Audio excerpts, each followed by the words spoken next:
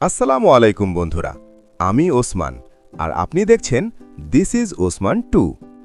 আজকে জানব আপেল খাওয়ার সঠিক সময়, উপকারিতা এবং সঠিক নিয়ম। ১. রোগ প্রতিরোধ ক্ষমতা বাড়ায়। আপেলে আছে ভিটামিন সি ও অ্যান্টিঅক্সিডেন্ট যা শরীরকে রোগ থেকে রক্ষা করে। খাওয়ার নিয়ম: সকালে খালি পেটে একটা আপেল, খোসাসহ। ২.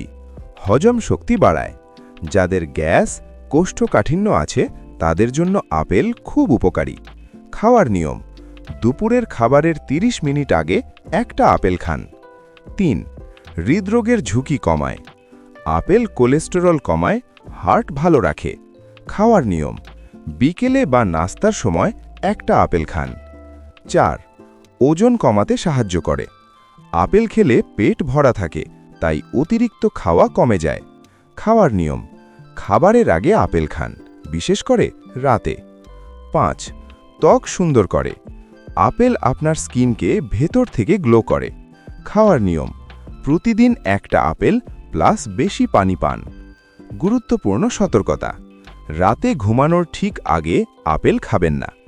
বেশি আপেল খেলে গ্যাস হতে পারে। ডায়াবেটিস থাকলে পরিমাণ মেনে খাবেন। প্রতিদিন একটা আপেল শরীর সুস্থ রাখবে, রোগ কমাবে, ত্বক সুন্দর করবে। তাই আজ থেকেই শুরু করুন। ভিডিওটি ভালো লাগলে লাইক দিন, কমেন্টে লিখুন আপনি প্রতিদিন আপেল খান কিনা, আর এমন স্বাস্থ্য টিপস পেতে সাবস্ক্রাইব করুন।